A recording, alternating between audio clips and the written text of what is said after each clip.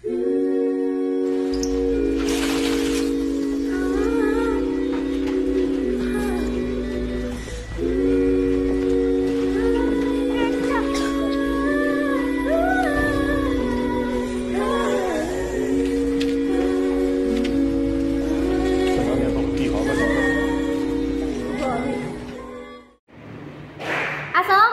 warahmatullahi wabarakatuh. Hai semuanya, ketemu lagi sama Hawa di podcast seru bareng aku.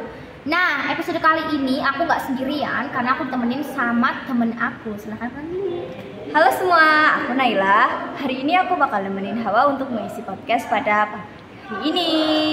Oke, jadi di episode kali ini sebenarnya selamat datang dulu ya Naila, selamat datang.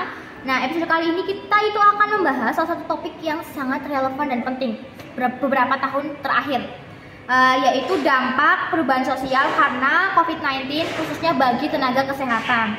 Kalian tuh pasti tahu kan kalau pandemi ini ngubah banyak banget aspek kehidupan, termasuk cara kita bekerja, berinteraksi, dan menjalani keseharian.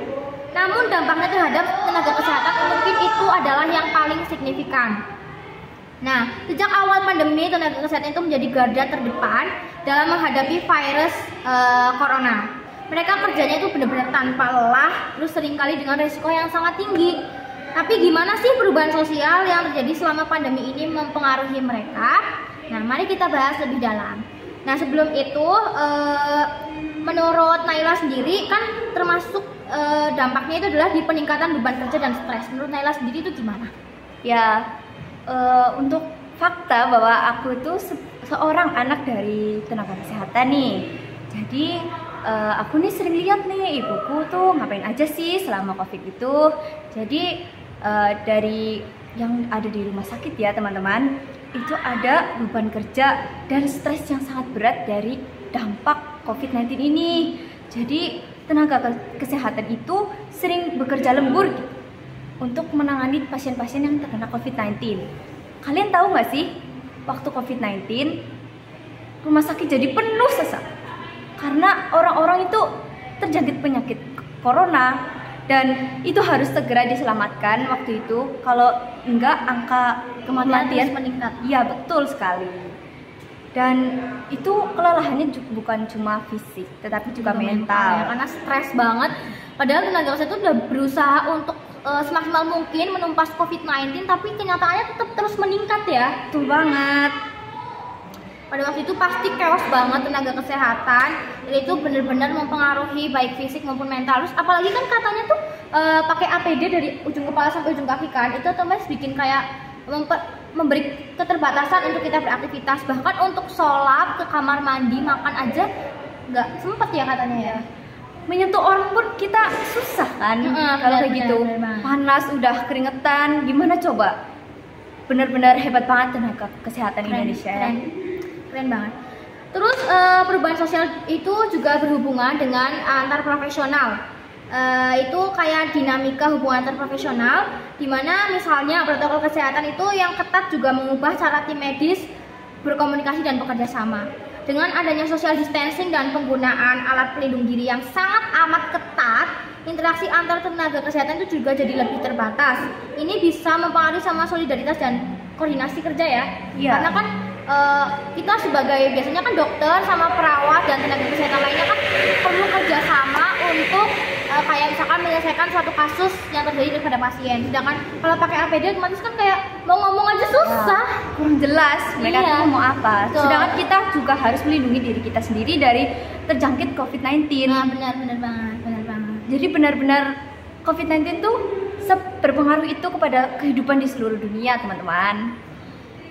Terus Naila sendiri kan sebagai anak seorang tenaga kesehatan nih, apa sih dampak dari kehidupan pribadi dari ibunya Naila sendiri, dampaknya seperti apa, dan untuk keluarga Naila sendiri itu gimana? Oh, dari aku ya, itu yang pertama sih jarang banget nih jadi ada waktu sama keluarga karena dari anak nakes sendiri itu biasanya lebih diprioritaskan untuk kesehatan ya. Dari ibu kan juga paham banget nih sama kesehatan anaknya gitu. Jadi mau nggak mau kita hubungannya jadi renggang gitu waktu itu. beliau juga sering pulang malam, nggak pernah ada waktu buat aku. Tapi walaupun begitu, beliau tetap perhatian, tetap memprioritaskan keadaan anak-anaknya. Terus untuk dampak bagi ibunya Naila sendiri, kan biasanya ada ya yang katanya sampai terjangkit virus COVID-19. Kalau ibunya Naila sendiri terjangkit nggak pada waktu itu? Wah, waktu itu aku juga sempat terjangkit gara-gara ibu. Ya itu tanpa disangka-sangka loh ya. Walaupun mungkin kita emang udah pakai masker, kita udah cuci tangan, kita udah pakai alat perlindungan diri untuk COVID-19 pada waktu itu nggak menjamin 100% kita nggak kena tahu. Sampai terkena berarti kan itu memang udah semarak itu. Iya, jadi kita benar-benar waktu itu harus menjaga kesehatan tubuh kita, nggak cuma dari kebersihan diri, tapi pola makan dan juga pola kehidupan kita. Berarti pada waktu itu yang kamu rasain waktu pas kena COVID tuh apa sih yang kamu rasain, keluhan-keluhannya kan? Apakah sama dengan orang lain atau bagaimana? Nih ya teman-teman, kalian waktu itu kalau merasakan bagaimana dampak COVID-19 menyebar ke seluruh tubuh kita itu, yang pertama kan berdampak pada kesehatan fisik ya. Itu kita jadi lemes banget, terus nggak bisa beraktivitas seperti biasanya. Badan juga sakit ya. Terus habis itu ada kayak dampak mental. Jadi kalian itu kalau sakit jangan berpikir yang negatif. Betul banget. Karena fakta dari meningkatnya angka kematian disebabkan karena COVID-19 itu karena pikiran kita yang terlalu negatif akan penyakit tersebut. Kalau kita berpikir secara positif nih ya Hawa, kita tuh bakal bisa melanjutkan hidup seperti orang-orang yang sekarang bersama kita gitu. Betul banget. Berarti pada waktu itu memang kita harus berpikiran positif juga ya. Karena rata-rata orang yang mohon maaf sampai meninggal dunia itu biasanya karena mereka udah mungkin ada trauma sendiri, kayak aduh teman-teman atau si A si B aja meninggal, apakah aku bisa sehat atau enggak ya. Jadi udah kemasukan pikiran-pikiran negatif lebih dulu gitu loh. Jadi kan itu bisa nurunin imun tubuh kita ya. Iya. Terus buat waktu pas COVID kemarin itu kan juga meningkatkan kesadaran publik dan dukungan sosial. Jadi di sisi lain pandemi itu juga ngasih dampak positif nih teman-teman buat kita, terutama dalam bentuk peningkatan kesadaran publik terhadap peran penting tenaga kesehatan.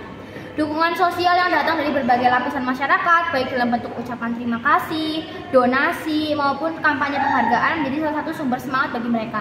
Pada waktu itu kan tentunya tenaga kesehatan juga manusia yang butuh untuk didukung, disupport, supaya lelahnya itu jadi nggak begitu kerasa banget ya. Nah itu juga terlibat peran dari masyarakat itu seperti memberikan ucapan terima kasih, donasi. Bahkan dulu kan sempet kan yang viral itu yang malah pada ngasih karangan bunga, tahu nggak sih? Iya, betul gitu kan. Ingat banget waktu itu zaman-zamannya masih COVID itu baru-baru aja kan. Itu beritanya menggembar sampai seluruh dunia. Yang bener tuh seluruh dunia tuh bener-bener panik untuk gimana caranya agar menutas dari COVID-19 itu. Dan ya nggak dari cuma tenaga kesehatan doang nih Hawa, kita juga mengalami langsung dampak dari COVID-19 tersebut. Terus juga ini juga jadi publik itu lebih sadar akan pentingnya kesehatan. Banyak kan jadinya pada ngerti tentang pentingnya cuci tangan pakai sabun, terus pentingnya pakai masker selain untuk melindungi diri dari COVID juga dari debu-debu, karena kan debu juga nggak hanya bawa virus doang ya, tapi berbagai macam penyakit tentunya. Betul. Terus pada waktu itu juga sempet kan yang kayak keluarga tuh ngirim supportnya lewat ngasih makanan terus taruh di tempat rumah sakit gitu kan, ya kan? Kalian tahu nggak sih itu tuh mirip kayak di penjara gitu. Jadi kita tuh sebenarnya kalau diisolasi tuh kayak di penjara waktu itu. Aku ngerasain sendiri. Soalnya gimana ya?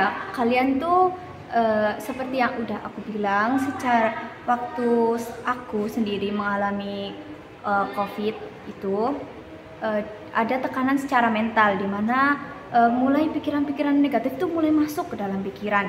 Jadi seperti orang-orang pada umumnya itu kan kayak aku bakal mikir aku bakal sehat gak ya gitu. Tapi dari teman-teman kan cuma bisa supportnya lewat ya chat. doa, lewat chat gitu. Kita nggak bisa ketemu secara langsung memberikan dukungan secara fisik gitu. Ya gitu ya. Nah terus tentunya kita nggak boleh senang dulu, walaupun sekarang di 2024 ini COVID-19 mungkin bukan hilang tapi memang sudah hampir tidak ada karena kasusnya hanya sedikit. Kita nggak boleh senang dulu karena tantangan tuh masih ada di masa depan dan itu di depan mata kita banget. Gimana sih kita bisa memastikan bahwa tenaga kesehatan itu mendapatkan dukungan yang mereka butuhkan dalam jangka panjang? Nah, pandemi ini tuh seharusnya menjadi momentum bagi pemerintah dan masyarakat untuk memperbaiki dalam sistem kesehatan, memastikan kesejahteraan tenaga kesehatan dan menciptakan lingkungan kerja yang lebih baik. Karena itu penting banget ya untuk kita itu memberikan afirmasi-afirmasi positif. Jadi tidak hanya berbentuk kata-kata tapi juga berbentuk tindakan-tindakan dari kita. Terus kita juga kalau mau menghargai tenaga kesehatan berarti kita harus menjaga kesehatan. Karena kalau kita sakit itu juga ngerepotin tenaga kesehatan ya kan? Ya, ternyata banyak banget ya dampak yang disebabkan karena COVID-19 ya Hawa ya. Oh, betul. Nah, demikian pembahasan kita kali ini. Jangan lupa untuk terus mendukung tenaga kesehatan dengan cara apapun yang kita bisa. Jaga kesehatan, selalu berdoa sama Tuhan masing-masing supaya kita dilindungi dari segala mara bahaya. Terima kasih telah mendengarkan dan sampai jumpa di episode berikutnya. Dadah, terima kasih Naila. Ya.